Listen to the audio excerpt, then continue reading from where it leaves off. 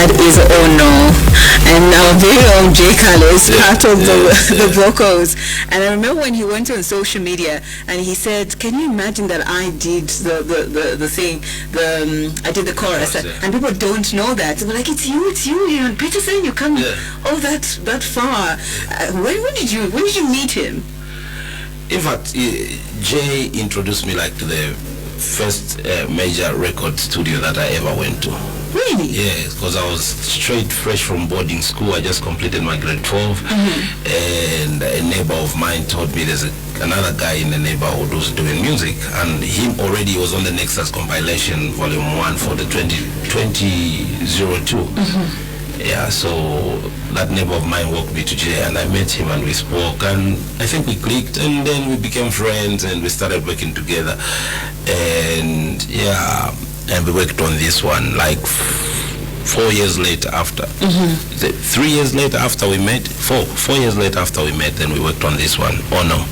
You know, when I tell him that we were talking about him on radio, he's definitely going to sink into the chair. You did? No, he's quite humble. He's quite reserved. He's not that guy who wants to brag about what his achievements are, but he's achieved quite a lot. I mean, just in life, for you to be on radio and TV, I mean, that's a big achievement. That's very true. Yeah. I'll tell him you said that. Yeah. Because you want to play this recording because you won't believe me. No, I mean, these are dreams that a lot of young people out there have. Like, maybe I can be on radio. It's not easy to get there. And maybe I can be on TV, but to actually do both, that's a very big achievement. Not just being on radio, but also being a musician. You're on a song called Oh No. Yes. A timeless hit. So yeah, he's got quite a definitely. Yeah. I will tell him all this word for word verbatim. If anything else. Now back to you. You have managed to keep your sound the way it was. You have evolved, yes, with the time, but you have stuck to a genre that a lot of people have abandoned because of the new wave of the Afro beats, of the new wave of the Amapiano coming through and taking over. How have you managed to go through that path and still stay original to Petersen Zagaze as we know you for?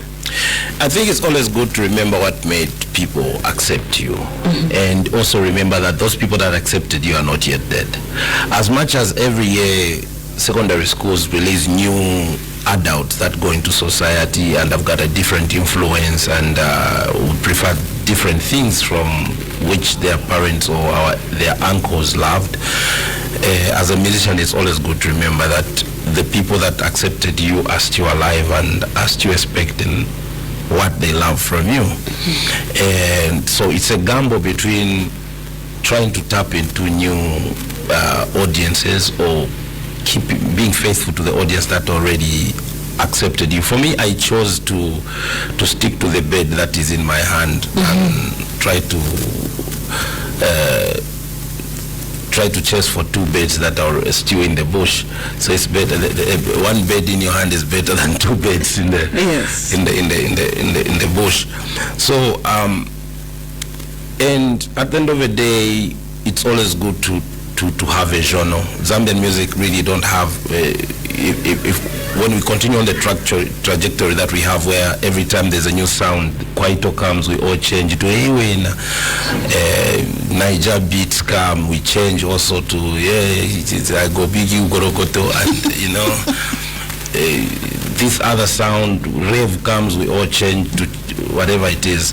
Then we'll never have an identity. I think Kalindula music suffered a lot to that, because it is a good genre that now you can see it coming back, but it suffered a lot from rumba, because Zambian people ended up loving rumba more than they loved Kalindula. It took this new sound that the sound that I'm doing, it took the sound that JK, Danny, MC Wabuino, Nasty D brought to actually win back the Zambian slot in the Zambian music. Now, where you're able to have a party where the Zambian music is just playing, no other foreign music.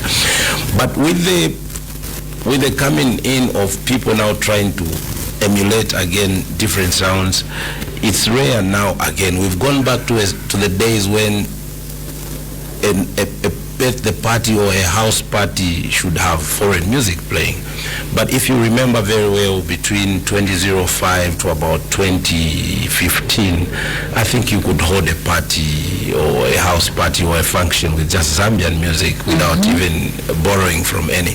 But now you play 2, 3, 4, Yomaps Chile 1, Y7, you go back to my piano, then we have a lot to do. Yeah. Now, we do hear rumors a lot about old school legends who trying to make ends meet, you know, because maybe they didn't invest more in their youth, or as where they were in their prime in the industry as it is, and we see newbies coming on the scene as they're we see them lavishing these things on social media, and they're like, you need to be more careful with what you're doing. Who can we say is to be blamed with the influence that's coming on the scene, where we see certain young artists are showcasing what they have achieved on social media when it comes to I would say material things like chains and whatnot? I think the only difference is that probably maybe the older artist, or the same artists that people are called legends and everything, never had social media when they were younger. They could have handled things the same way. Because it is very hard to say they could, because if you are 22, 23, of course you have to act like a 22 or 23-year-old. If you are 27, you have to act like a 27-year-old person. And especially if you are new to fame, you have to act like somebody who's new to fame. Fame is like a drug. It attacks you differently. Things get worse when it comes with money as well. So it has to sink in. For me, I always give people about 8 years for them to sober up and accept this is the way of life. But when it's too new, you do a lot of things to just prove to yourself that this is what it is. Because there's a doubt, am I going to be here for a long time, or I'm just passing? So you try a lot of things to just convince yourself to believe you are here. So, and then comes people like Moses Sakala. I always like giving this example. There's nothing else that he knows in life apart from being a celebrity. Because he's been this since 1990, whether 87 or 91 or 92. I think the first time I ever saw them, I was younger. That was like 92 when I watched that Nipita. And he's lived his life like that. So he's really got nothing to prove. He just walks, goes home, drives, walks to the supermarket. It's normal. Everything is, that's what it is. There's no other life he knows. But if your lives of not being a star are still fresh in your memory, you still remember, and you have to celebrate, or you definitely get excited with the new things that have come your way now, because the memories of another life are still fresh. So I think it's all normal. For me, I always accept it that somebody has to get excited with fame, with achievements, until they get comfortable. I think even I heard Dangote say the first time he made his $1 million, he went to the bank and withdrew it, took it home, put it on the bed, looked at it and accepted that, oh yeah, this is my money now, I know I can take it. Then he took it back. So there's always that. Yes, someone has to go through the growth. Do you feel this generation is handling fame in their own right, or they might be taking it a little bit too far with the back and forth that we've been seeing on social media, mostly with among us artists themselves? I think it's something that we're just watching from a long time ago. We used to see it with American artists. They're talking about my house, and you could, for them, even just bragging about my house, my car, my watch, my what, my umbrella, was in the songs. Our artists are not really talking about their houses in their song. They're just showing it on social media, and I think it's not a crime to be happy with what you have achieved. And I think people should at least be kind enough to accept that somebody is excited with. Everyone who gets excited, whether an artist or not an artist, when they fly out even just to Joburg, they take pictures in the plane. On the plane, they go out to eat at Flames. They take pictures of the food. I think it is just quite hypocritical to start saying if you're an artist, you shouldn't. But me as a normal person, I should brag when I achieve. But the only difference is that when somebody is known, when he does that, everybody sees and it becomes a topic. But I think it's just a normal human nature. The only thing that comes is just different that now it's being done by somebody who's popular. But I think it's just a normal human nature, especially in a capital-driven society. So yeah, for me, I really want everybody to pass through fame, everybody to pass through the excitement, everybody to experience it as it comes raw. And sometimes I always wish that every artist should reach a level where they happened, it finished, now they have to work their work back to get back that fame. That's when you become complete. Slap D has gone through that. A lot of other accomplished artists have gone through that. It's only fame and stardom is only cruel to people that just happen, and then it goes away, and then they cannot come back. They become bitter, they become junkies, because they're frustrated with a lot of things. But once that process comes where your music finishes, the friends that you had around you are no longer there, the women you used to sit with are no longer there, the good life that the flights, everything goes. Now you have to rework again to come back to. That's the process that makes you complete as a musician. I'm happy I went through that, and for now I just live life. And I pray everybody go through that, to just let it pass. But excitement for fame and being shocked with what it brings, because from nowhere you were wishing you could find a 10 kwacha to jump on a bus to town, to reaching a level where you change cars, and then people that sell land are just giving you for free because they want to show their property that they're selling land. I think you can get excited. Yeah. Okay. So I believe the new artists are just okay. They're just facing a monster that is new to them, which is fame. And the fun part about fame is that the people that you need to learn from, you start looking at them as competition, or they don't happen anymore. It's me who's happening. If they listen to the Power Countdown, it's your songs that are number one, not them. If they look at who's having more shows across the country, it's you than them. Then you start feeling you've got nothing to learn from them. So that's the only negative that comes with them. But if you are smart enough, you realize that this is the right time for me to walk to any person who's known. Because before I became a big star, before I recorded my first single, yes, I wished I could walk up to Israel and say, I want you on a song. I wished I could walk up to Your Maps and say, I want you on a song. But that didn't happen. Now that you're a big star, you've made your name, I think it's easier to walk up to Your Maps, say, hey, I'm Tough D. I did this song. You would be like, oh, cool. I know you. Then you can work, or then you can learn the trick. But a lot of artists start treating those that have made it before them as competition, and then miss the lesson they could learn from him. That these people have gone through. Okay. Now, when we talk about awards in Zambia, which has been a very huge conversation, the question that comes to mind is, where is the lifetime awards of recognition for, let's say, an example, Amayenge veterans, or for a veteran like yourself, or for just a lifetime achievement award for them? Why don't we see that much often with these awards that we have in Zambia? Yeah, the biggest problem in life that we always make as human beings is that we always start thinking things started happening when we started reasoning, and then we miss the whole point. Because when you started reasoning and visualizing things and now noticing things, you start thinking, Upper Manje nowadays, no, it was there, you just didn't know it was like that. So the biggest thing with lifetime awards is that it's debatable according to the organizers of the show. What age group is in that committee, and what do they know, who do they know happened? So if you have a group of people in their 40s and everything like that, they would think somebody who deserves a lifetime achievement could be Petersen, Danny, or JK, or Maureen Landa. But if it's somebody in their 60s or 70s, they would think the person who deserves a lifetime lifetime achievement could be Chanda, Spooky Mlemwa, or so it's debatable like that.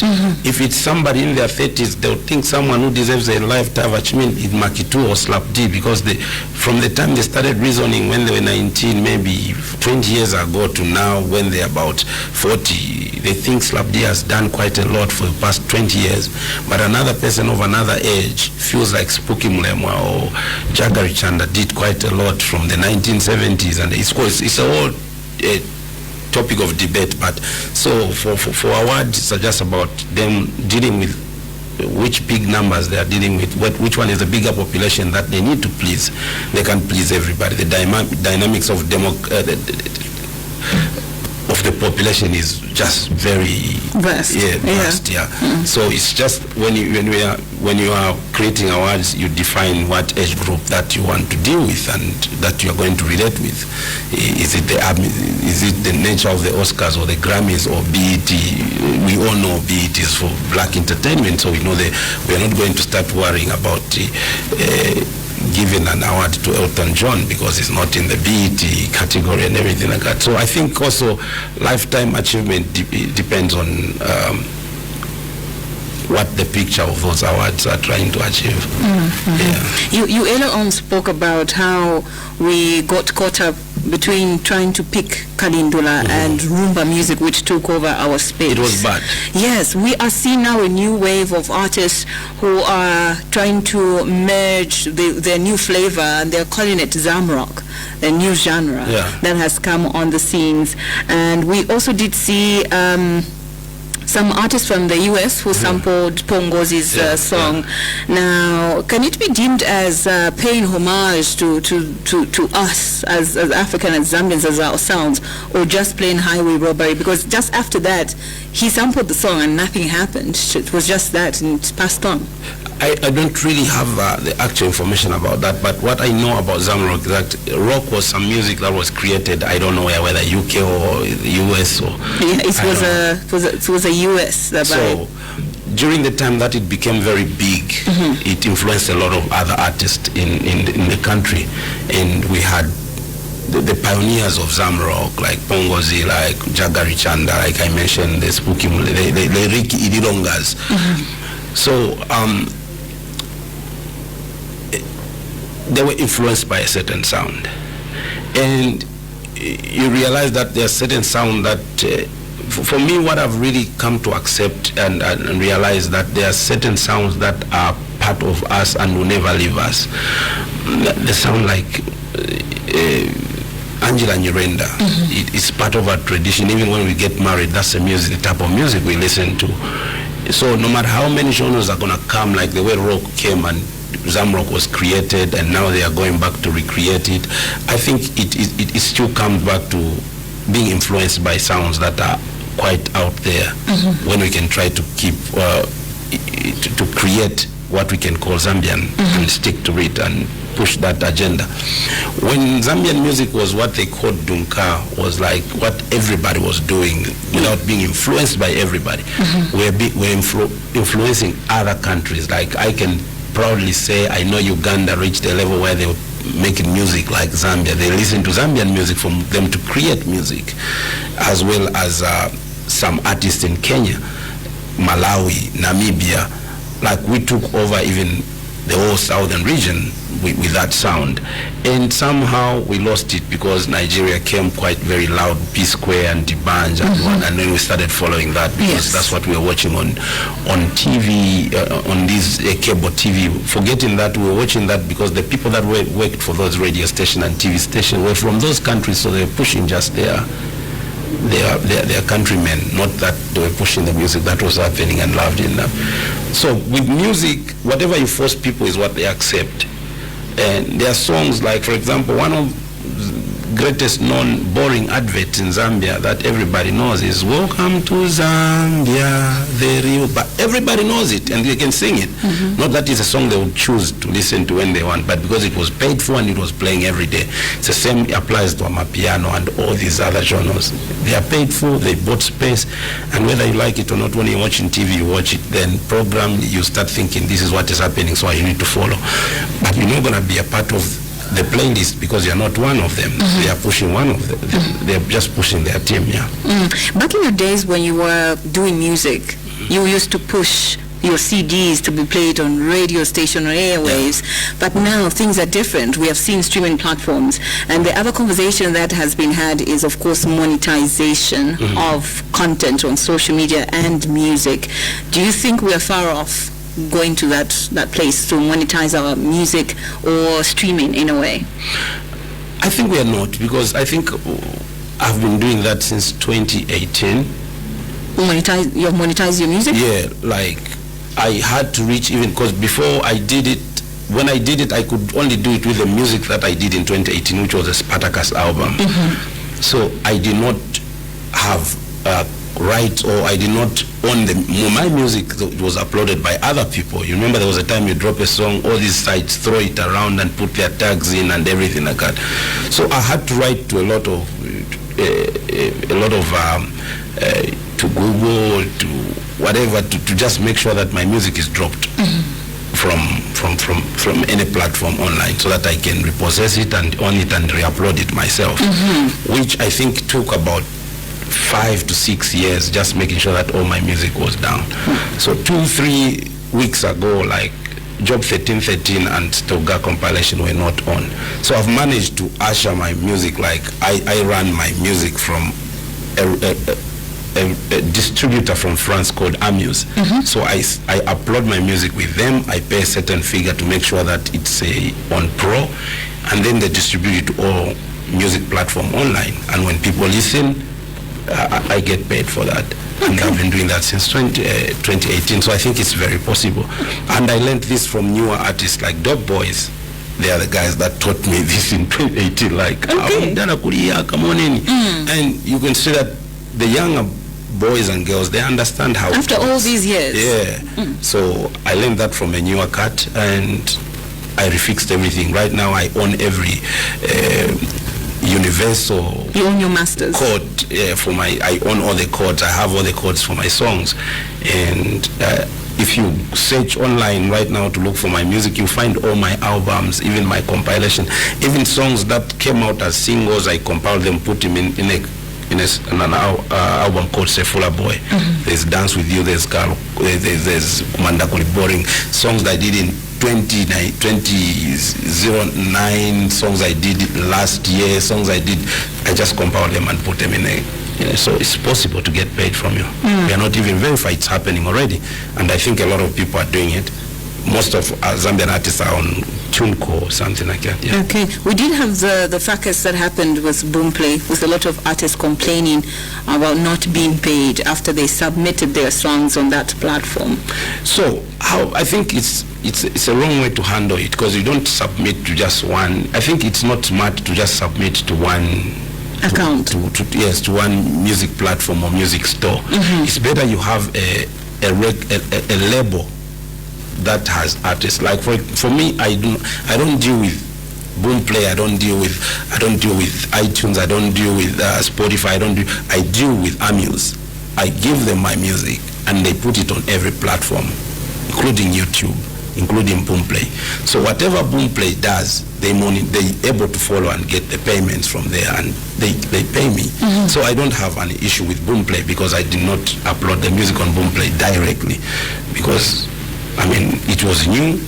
It was a new music platform that I think it was quite very hard to follow up and know where their offices are or whatever it is. So it's better to deal with one single portal that throws all your music everywhere. Do you think the artists that were smart enough to know that this wasn't going to go anywhere were better off in the beginning to not even submit their music there? Sad part about life is that it's always hard to know a scam or what. Not that I'm calling Boomplay a scam, but I'm just saying something that's not going to pay you in future. It's always sounds good. Yeah. There's no, when you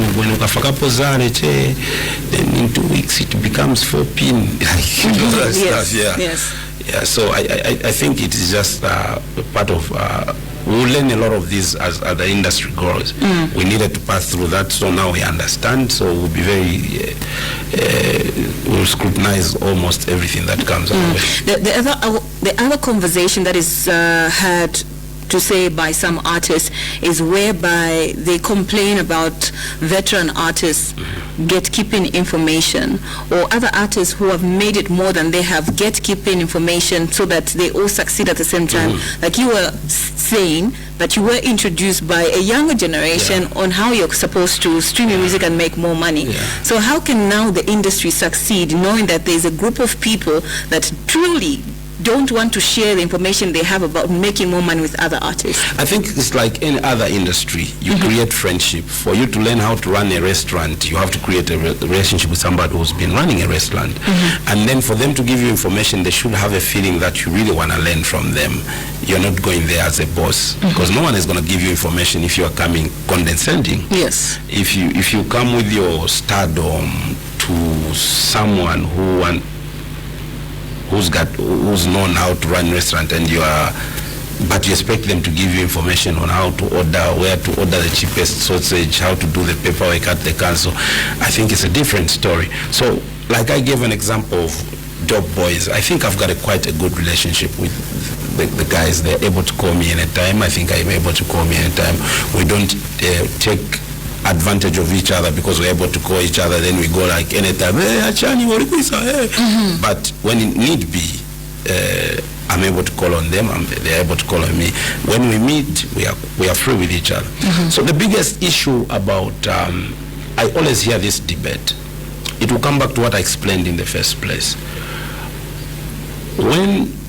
Before I made it, I used to wish I should do a song with JK or Danny or Leo Muntu or MC Wabwino or Chameleon, because they were there before me, or Israel. And somehow I was blessed. I had one of the biggest songs in the country called Mnyaule in 2005. And before, like 2-3 months later, again, Ono blew. For me, at that moment, it told me this is the right time for me to walk to any big artist and create friendship. I am friends with JK not because JK followed me. Yes. Because I followed JK and I showed him I was willing too. When I went there, I didn't go there as a star, but today we are peers. So with time, you grow to be friends. But when you go there as humble as possible, Danny, MC Wabwino, these are people that I can relate with anytime. So when you have fame, when you have a new song and everything like that, I think that's the right time for you to lower yourself and go to somebody who knows something. You don't lose anything. Once you are friends, everything happens organically and naturally. But I think there's no established person in any business, whether in the law firms, these people that have got law firms in Woodlands and what, or in teaching, or who are just there waiting for the newcomers to show up, then they follow the newcomers and teach them. It doesn't happen like that. In laws we say, the person who's sick in the stomach is the one who looks for the lavatory or the toilet. So you are new. All you have is fame. You don't have knowledge about anything. Look for somebody who knows it. Relate with them. I love that Yomaps has put JK and Danny too close to him. That's like best of both worlds. They handle things differently. Danny has got different characteristics and JK has got different characteristics, and he's put them close, not just them but with their wives. Yes. You understand? And he learns. So people might be looking at it as light, but it's going to determine how long he'll be in this industry, because he's learning from the best. Try to think, what do they talk about when they're seated by the fire, if they've gone to some game camp and they're there for the weekend, and in the night it's just them, the three of them by a fire. Are they just joking, or they're actually discussing the industry? So the information that a young man like Yomaps is getting from Danny and JK is going to make him stand out from almost everyone who feels like when they see Danny, they have to show that it's them that are happening now. So it's never both ways. It's not a debate of no, no.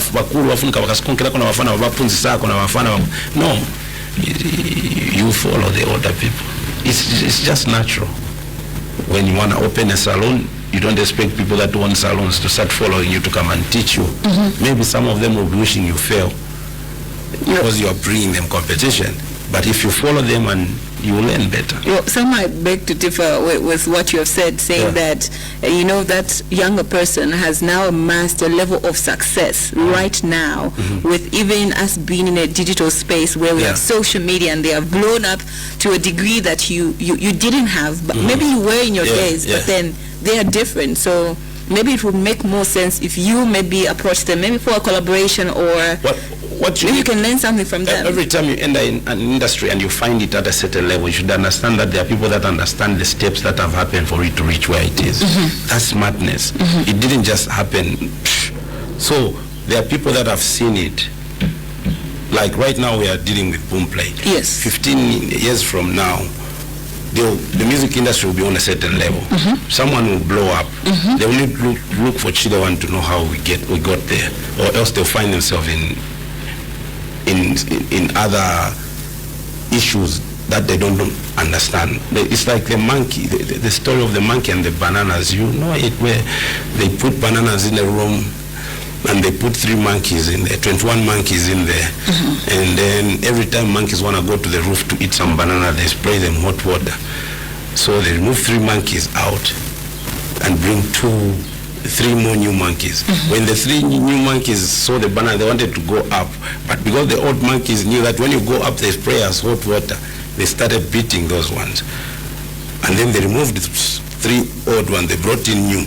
Those ones that were new also joined the beating without knowing why we are beating. Before you realize it, all the monkeys, the old monkeys were out. Everyone was new, but they don't know that. They only know that when you go up, you'll be beaten. We beat here. When you want to go for bananas, we beat. But for the longest period of time, they don't know why they are being beaten. So it's just better to ask, so why are we beating when you go up? They tell you, oh no, there's spray hot water in here when you go for the bananas. It's better to learn from that, somebody who's been there, who's seen the root of everything. Question everything. Yeah, it's better to question everything, especially in the world that we live. Okay. We do have a text here saying from Vic, who's saying, what is that one thing that is there in the music industry now that you didn't have back then, that you wish that if it was there, it would have helped you take your career higher than you did? Thank you very much. I always like that question. The support from Zambian people that is now available, like the newer Zambians, how they are supporting the new Zambian music. If this was there a long time ago, I think a lot of us could have been, because for you to make it out there, you need to be big back home. Even when you go there and you meet other artists and you're trying to say, oh, I'm from Zambia, and what they're looking at your numbers back home. They're looking at what happened. Because I remember some time back, like in 2013, I was in Kenya talking to some guys. And then after I left, and then one of the friends of mine said, but you know when you were talking, the guy was Googling you, right? Really? Yeah, so I'm Petersen, I'm trying to say, oh yeah, okay. And he's just pressing his phone. I start feeling like he's playing stardom, but he's actually trying to see who I am. And he sees all the news about me, and you understand? So the support, to answer the question that the lady was saying, is the support. The support that is there now from because us, we had a crop of people that was Channel or grew up on Channel or. So when it's Zambian, it's not cool. I come from Kablonga, I don't listen to this Zambian music. I just listen to, Jodes and Casey and Giorgio, and it was cool to say you listen to Joe Thomas and Cisco than this Jordan Katembula and Danny Sula Pasayon. We don't listen to this. A few way, but now the biggest trends, the biggest thing is the sound is the kwaba, you see that whatever is created on the copper board is accepted. This love is what we never had when we started, where you know that the whole country is going to accept whatever you're doing. Yeah. Today, people can even fight for your maps to perform last from any foreign artist that comes. Mufake last, you are performing after heavy. But then in Dindani, mufake check my first yapa, walize kuna ma DJ wako charochenango, then you are let now artist. But the support that is there now is big. That's why we're trying to come for it and come to enjoy it a bit. Okay. As well, yeah. Well, you can be part of the conversation. The numbers are 0955-997-997 or 0979-192-485 or 0961-690-487. Joining us in the studio is the one and only Petersen Zagaze, who is the CEO of Zaga Live Entertainment, a record producer, an Afro dancehall artist, and a trailblazing reggae artist who has been in the industry for, I would say, 2 decades? More than 2 decades. Yeah. We Are you counting the years? Yeah, it's about 23. But as my first album came out like 20 years ago in 2005. That is like 20 years exactly. But before that, I had works from 2002. So yeah, probably around 23 years in this. Okay. Yeah. All right. Now, as we'll be moving on, especially when it comes to the new wave of music, that is, we don't know which one is going to take over Zambian airwaves. Yeah. There is a conversation now of our sticking to our original sound. You also touched on Dunka music, which we know, of course, is our one of our original sounds apart from Kalindula. Yeah. Do we have an original music sound as Zambians? Kalindula, I would say. Just that. All that Dunka, whatever is the music that we created from listening from other sounds and incorporating with Kalindula. But Kalindula is ours. Kalindula is typically Zambian, and there's no Zambian who can be strong enough for a Kalindula song. Whether you like, you shake your head. You can act as cool as you want, but that's just it. Nobody can do it now as good as it was being done. That's what you're saying? No, as in there's no Zambian person who can try to run away from Kalindula, no matter how much you want to pretend that this is the music I don't listen to. When Bakaimba che wasiandola mama, you shake. It's something else. You see it from kitchen parties. It's the music that is making people funkutu and everything like that. It's making people get excited. When you go for a wedding, the moment they put that family song that is Kalindula, you see how many people just jump on, do a circle, and it's just that's our music. Yeah. Well, why are we seeing a wave of artists coming on the scene now? They have advantages, of course, where they have now TikTok. A song can blow up on TikTok. We do have YouTube, Facebook, all these social media platforms. But then once they blow up, they disappear. We have a lot of one-hit wonders nowadays. Why is it so? That has always been the case. Yeah, it's not just happening now for one hit. People that are called one-hit wonders. Even back in the days were there. The only thing that saved back in the days a lot, I always say, we didn't have social media to say this is the record. But we have a lot of artists that we can talk about that either just had one album and they're nowhere, or just one song, it hit, people sang, danced, and they're nowhere. So that happens. It always happens. Part of the industry, world over. There are artists that come to stay. There are artists that come to stay a bit. There are artists that don't even stay. They just hit and disappear. That will always happen, even 20 years from now, even 100, even when we are all phased out. Well, they might be saying, some sections of society do feel that it's a thing of not working hard enough. Like you used to put in the work to put your songs on a CD. You would walk from here to probably town just for you to submit your CD at a radio station. Now that there are cars, which is making things easier for you, or now that there is social media, which you can stream, but then the conversation is they're not putting in that much work in their music production. For me, my understanding of making a hit, it's just a fortunate situation. There's no one who's saying, now I'm going to make a hit in the studio. Blows up. No.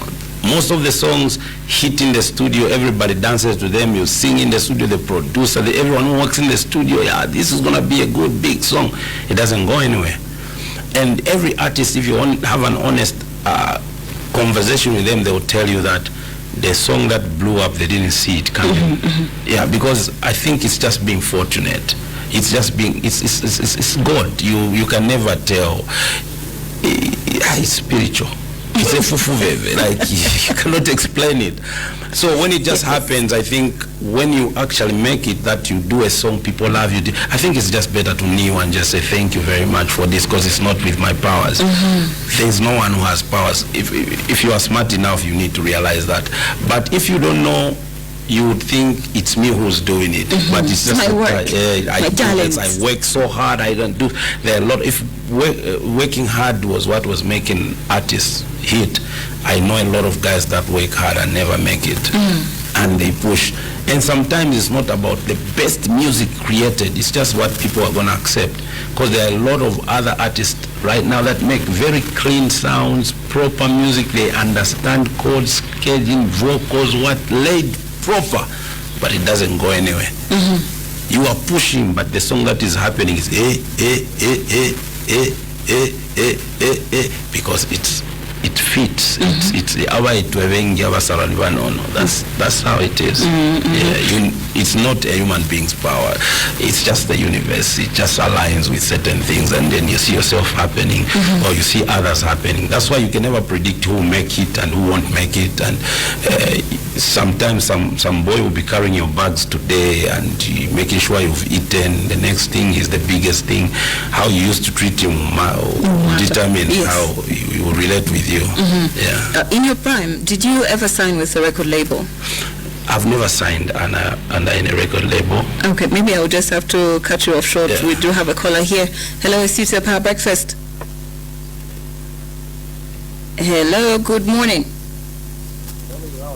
I'm well, thank you. You are sounding very low. Kindly speak up.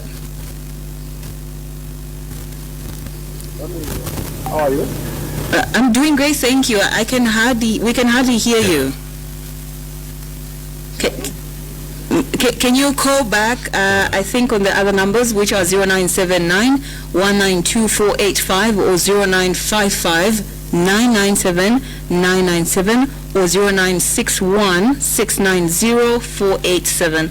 Maybe before he calls back, you can just... I've even lost my thought. What was the question again? The question was, were you signed to No, a record label? No, I wasn't. What was your reason? I've never been signed because, I think because of the time. Okay. The time that I hit, there was no need to be signed to a record label because there was super shine then. Okay, I think we do have a caller. Hello, see you to the Power Breakfast. Hello, good morning. Hello, good morning. How are you doing? Doing okay. How are you? We are fantastic, thank you. What's the name and where are you calling us from? You're calling to Gift Chimba, calling you from Kabanana. Okay, Gift, go ahead with your... Original Zam dancer Emperor Petersen Zagaze, the baddest. How are you, sir? I'm very fine. How are you? I'm very fine, and it's good that they have spoken to you after such a long time. Thank you very much. Thanks very much. Thanks very much, elders. Yeah, otherwise your music, I love your music. In fact, I was listening to your music when I was very young. Oh, yeah. Yeah, right now I'm almost 27 years. Okay. And I've been enjoying. Even right now, I do have your first album, your second, in fact, almost all your songs I do have. Thank you very much, elders. I'm the greatest fan of you. Thank you very much. I'm very humbled. Yeah. I just love the vocal that you have when you are on the mic. Oh, yeah. And there was a point that I wanted to copy your voice, but I fell. Then I said, this guy. Oh, yeah. No, you should keep on trying. It's a very hoarse voice. It's like a Chasuma banana voice, so anyone can do it. Yeah, actually, maybe I would love to see you because I'm also a gospel artist. Oh, yeah. But this is when I'm writing my first album. Okay. Not yet done. I'm preparing. So actually, what you are saying is guiding me and helping you because it is my first time to come up with that album. Okay. And I'm just praying to God how it will be. Oh, the yeah. songs are okay, but I need someone who can give me knowledge and guide me how to go about it. But I've got a group. Oh, yeah. I've got a group to be like a group, a band. Oh, yeah. So I'm organizing some people and myself And I also have some old people who are giving me wisdom and knowledge. And it's good that today I've tuned to the right channel. Okay. And I'm lucky enough to talk to you and hear that you are on the radio. Thank you so much, and I look forward. Thank you so much. It can be possible for me and convenient. Yeah. Maybe after the program, you can give the number so that I can try to. I think reach out to his social media platforms. Yeah, but it's also easy because next weekend I'll be having a concert in the showground. So from Wednesday going up, I'll always be in the showgrounds. From Wednesday next week, every day I'll always be in the showground. So if you come to the showgrounds and look for where we are setting the stage for Petersen, you'll find me there. Okay. Thank you. I'll be there, sir. Thank you so much. Otherwise, you have been encouraging me through your way. Thank you very much, elders. Thank you so much, and work well. I'm also encouraged now. Thank you. Yeah. Okay. Thank you very much for coming too. That was very formal. It was very formal. Yeah. Okay. Yes. So the question that I wanted to drive to was why we haven't seen success coming out of the record labels from artists. I remember seeing a complaint of some artists who were saying that they were prioritizing already made artists that they signed to the record label. For example, Nexus. We had the likes of Yoma Planet. We had the likes of Shefi 187. We had the likes of a lot of, I would say, well-known artists. And then the ones who were underground were complaining of not being prioritized or not being given enough money to that. Before you answer to that question, maybe we can pick up a caller right now. Hello, is you to the Power Breakfast? Yes, my name is Mulinda Howard. Mulinda Howard. Yes, greetings. Yeah. Greeting, elders. Greetings, my brother Petersen. Yes, sir. You're a very powerful artist. Thank you very much, sir. You've always inspired me. You are one of the most unique, if not the most unique of all artists ever in Zambia. I'm humbled. And you are a good man, you've got a good heart. I remember one time you rescued me. You can't even remember. Okay. You rescued me at Maela guest house. There was an incident that happened. Someone had bought me a camera, a video cam, and you were performing there some years back. You went to, I didn't know that you can't take videos during live shows. I took a couple of clips with that video cam just to try it out. And the bodyguards or security bananipoka camera. And when you heard about it after the performance, that bananipoka camera, you just said, give him back. He went to the security, took the camera and brought it back to me. Oh, yeah. Yeah, and I said, and you believed me when they said, he was sneaking out. And you just gave it back to me. That is when I even revealed to you that actually I'm the older brother to your friend Chatu of Namani. Oh yes, Chatu. May so rest in that peace. Incident many years ago in my guest house. So I will always back you up. Thank you very much, always elders. Support you. Thank you very much, elders. You are one of the greatest artists Zambia has ever had. Thank you so much. Thank you so much, Uncle Howard. Thank you. Well, people giving you flowers right now. Yes, let's go back to the label question. Why aren't labels working in Zambia? I think it comes with, that's why why I say it's always good to go to people that that have some information. Because I think you mentioned about Nexus. Yes. I really don't know much about the record label, but I know that at some point Danny also sat with them, and I think they managed to create something that was called Phantom or something, and it didn't come out of their complaining. So I think it's about how you negotiate and what you...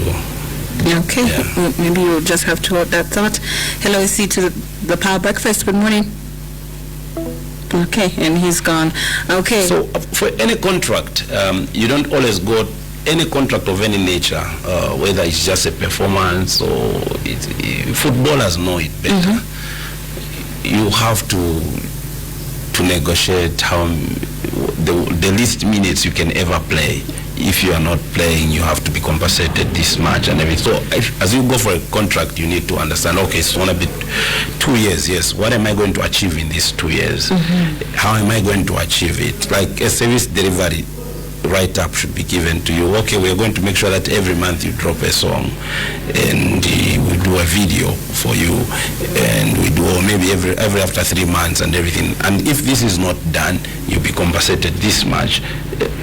Everything has to be in paper. It shouldn't just be as open. We've signed you, yes. 2 years, yes. What happens? What am I getting out of it?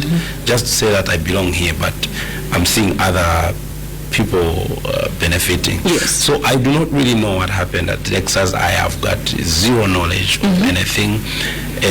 But for me to hear artists complain, I just think if there's no need to complain if everything is on paper. If we agreed that, for example, if today I say I'm having this type of project, I want to work with you. Yes. For how long? For 2 weeks or for 2 months? What am I going to be doing this and this? How am I going to be compensated this way? For music, there should be work that is given to you as a musician. You are going to give me producers. It shouldn't just be vague. We'll give you top-notch producers. No, we should be able to mention. We'll give you smart guy. We'll give you Mela Beats. We'll give you what? On this type, the first song will be done in 3 months. Mela Beats will produce it. Sirex or maybe Samedi will shoot the video, so it will be out. We'll push it in this way. We'll pump in this much. We'll send it to these contacts in Nigeria, these contacts in Tanzania. It has to be open and straightforward. When it's just gray surface, I think you come out to complain because there's nothing you can point out to say you didn't do this. Did we agree on it? No, we didn't. So negotiation comes in. Okay. I think the owners of Nexus also had a sit-up with Danny where they did something, and he's never complained, and I think he got what he went there for. It comes back to learning from the people that understand how it goes. The biggest mistake you can ever make is to keep a call for a contract a secret from those that maybe think,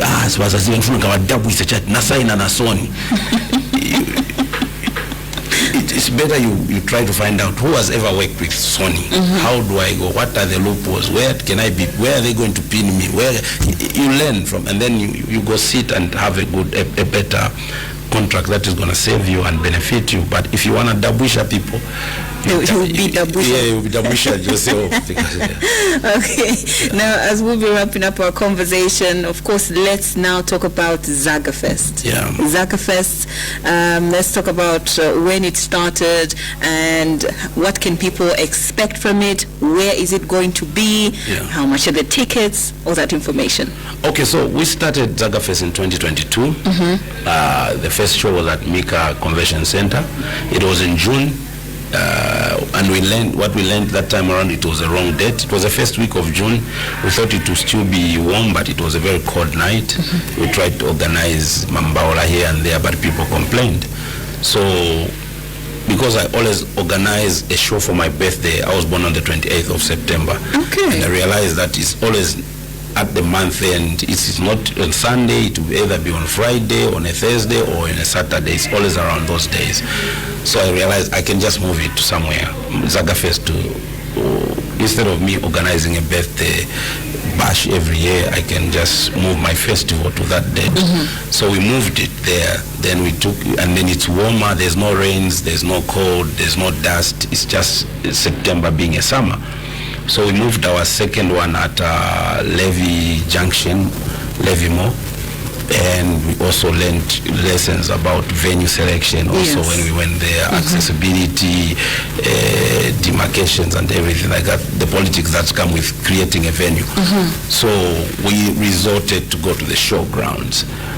And that was our third one, which was last year. We did it in the showgrounds. There was too much work to be done to fix the venue that we didn't know, but we learned. And this year I think we've come prepared. Last year we had a good lineup, so we've brought some of them that did quite well last year, like Nasty D, Mozageta and Mayenge are back on stage this year again. Okay. And then we brought in Aunt Maureen Landa. I always fail to just say Maureen Landa. Aunt Maureen Landa. So even when I'm calling her Aunt Mo, the rest was Aunt Mo. You were Peter said, I'm an artist like you. Yeah, so we brought in every year. We've always brought in someone that really people forgot about. I haven't seen maybe on stage for 8 years, 10 years. The first show we made sure we brought in Danny Pedo. The second one we brought in Kelvin Mwesa and Mainza, and last year we brought out MC Wabuino and Bob Mabege. And from there, I think MC Wabun has been hired by a lot of other people. This year, we brought in 2 people again, which is Wile and Alibombere, you know. Yeah, so Ndafiru Alimo, we brought, is coming to the stage. And also Ghetto Link, because I think, yeah. Okay. Yeah, so we have you have bought me, okay. Yeah. When I was deciding to bring in Ghetto Link, I was just doing it because I think I like their music, and then I would enjoy it.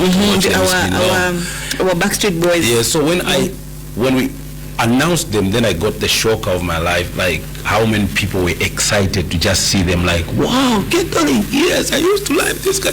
And they're like, wait a minute. Now I'm saying it, I've mentioned names, you didn't make any sound. I mentioned Ghetto Link, like, yeah, so I think it was a good choice. So we have Camouflage as well. We have Israel. I said Mozegeta and Namaenge. Yes. Yeah, so yeah. We have about 8 artists plus me, that makes it 9. So, and the way we are performing this time around, because people always complain, say no, the final artist comes late. So what we've done is that I open the stage with about 3 songs that are quite mellow, people can sing along to. Then I leave the stage, then a batch of 4 artists come to perform, then I come and do a mid set, then the other batch comes, then I come and close the show. But everything ends at midnight. We open the gate at 16 hours and end at midnight. Not African time, but 16 hours. No, we always try to make sure that we follow. What we've realized is that the age group that follow us don't want to be late. They keep time. Yeah, they keep time. It's different from when you are doing music for the younger one, the 22-year-old, the 24-year-old. At 20 hours, they are still home brushing teeth, bathing. They want to arrive at 21:30 and everything like that. But with the older guys, when we say we are opening at 16 hours, at 16, they will be there driving in, coming in. So we open at 16 hours, some DJ will play some music, and by 17, everything kickstarts. Yeah, and I do my first set at 18:50 for about 25 minutes. Then the show goes on up to the time that I do my last act, which will end exactly at midnight. Okay. So that people the following day, Sunday, others can go to church or rest or go to the farm. They don't feel like we went home around 04. Because you know the kind of fans that we have are those people that either were starting jobs, they were just young, but now they are quite accomplished and settled. Okay. So we've created 3 segments for 3 sections for the venue. There's Ordinary, which is at 200 kwacha. Then we've put a VIP, which is like closer to the stage, which is at 400. Then there's an octave circle of only 100 people that we put around the stage. And they're getting the tickets at 800 kwacha. Okay. Yeah. All right. Well, thank you very much for coming through, and we'll see you at the Zaga Fest. You should come around at Zaga Fest. I will. I've always wanted to. I think the time was happening. I was a little bit preoccupied with work. Okay, no, you should. But you'll see me this time. You said Ghetto Link. Yeah, there's Ghetto Link. Yeah, there's Ghetto Link. So you should come. Okay. Yeah. Thank you once more for coming through. Thank you very much for inviting me. Indeed. We were joined in the studio by Mr. Petersen Zagaze, who was born Mr. Mukubesa Mundia, the CEO of Zaga Life Entertainment, a record producer, an Afro dancehall artist, and a trailblazing reggae artist who has been in the industry, of course, pioneering a lot of great music. This is a Power Breakfast with Fortrace. Power Breakfast continues.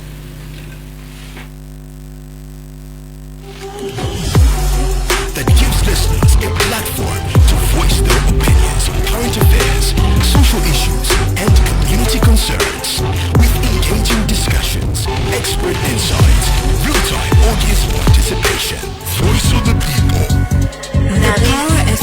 Check, 9 a.m.